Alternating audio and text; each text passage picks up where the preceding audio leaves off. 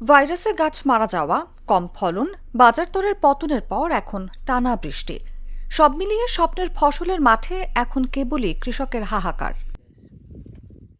চট্টগ্রামের মিরসরাই উপজেলায় তরমুজ চাষে ক্ষতিগ্রস্ত হয়ে প্রায় কোটি টাকার ক্ষতির মুখে পড়েছেন কৃষকেরা। এক মৌসুমে সব হারিয়ে দিশেহারা তারা। 120 কানি জমি প্রায় আপনার 1.5 কোটি টাকার উপরে আমরা এখানে ইনভেস্ট করেছি। দৈনিক 40 থেকে 50 জন লেবার এখানে আসে। আজকে প্রায় 3 থেকে 4 মাস ধরে আমাদের যে পুঁজিটা দিয়েছি ওই পুঁজি আমরা এখন পর্যন্ত দ্বারের কাছে যেতে পারি না। 30 লক্ষ টাকা এখানে চালান দিছি। 23 কানি জমিন, বৃষ্টি আমাদেরকে সব ধ্বংস করে দিতেছে। আমরা রোদ নইলে বাজারটা পাই দিতে, তরমুজ বাজার নাই করলে চলে। আমরা নিঃস্বহারা হয়ে গেছি। তরমুজ বাজারে নিতেছি, বাজারে দাম পাইতেছি না, বাজারে কোনো দাম নাই। নায়াসিনামাইড ও স্যালিসাইলিক সমৃদ্ধ লিলি ফেস ওয়াশ যা ফেসের ডেড স্কিন সেল দূর করে দেয় দ্বিগুণ ফাস্টার ব্রাইটেনিং। সংশ্লিষ্টরা বলছেন, দ্রুত বাজার ব্যবস্থাপনা উন্নয়ন, পরিবহন সুবিধা বৃদ্ধি এবং কৃষকদের জন্য সহায়তা নিশ্চিত না হলে এ খাতে বড় ধরনের বিপর্যয় নেমে আসতে পারে। ভবিষ্যতে তরমুজ চাষে আগ্রহ হারিয়ে ফেলবেন কৃষকেরা। 2 থেকে 3,000 কানি চাষাবাদ করা হয়েছে তরমুজের। সবাই একই অবস্থা, আমাদের যে পরিস্থিতি সবারই একই পরিস্থিতি। এতগুলো টাকা আমরা যে ইনভেস্ট করছি, এখানে আমাদের ব্যাংকে লোন আছে, বিভিন্ন খাত থেকে আমরা লোন নিয়ে এসে এখানে আমরা চালান দিতেছি।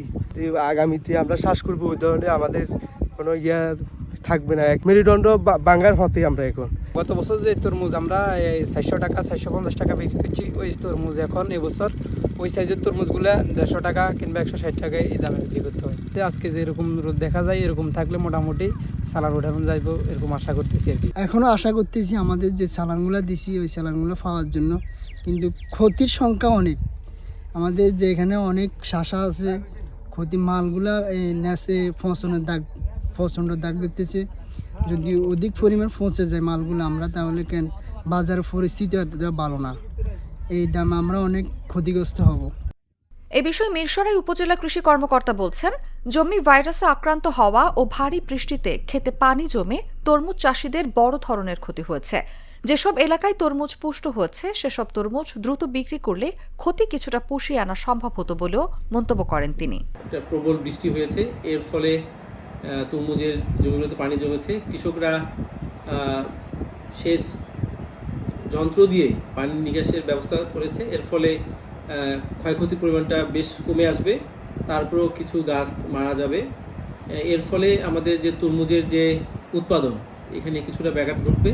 এবছর তরমুজের রেটটা একটু কম। এখন দেখা যাচ্ছে যে একজন কৃষক এক কানি জমি থেকে প্রায় 70,000-এর মতো টাকার তরমুজ তারা বিক্রি করতেছে।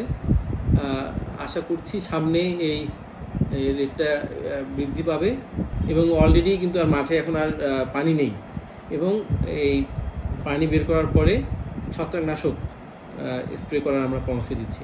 উপজেলা কৃষি অফিস সূত্র বলছে, চলতি মৌসুমে উপজেলায় প্রায় 750 হেক্টর জমিতে তরমুজ চাষ হয়েছে। নিউজ ডেস্ক, জাগো নিউজ।